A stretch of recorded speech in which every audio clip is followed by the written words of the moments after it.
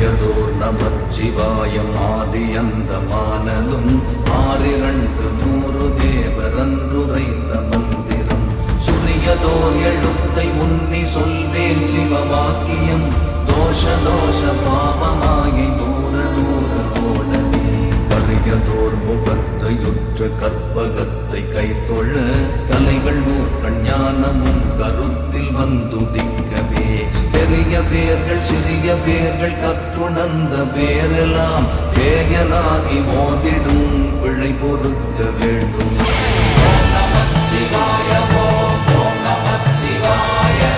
ஓம் நமச்சிவாய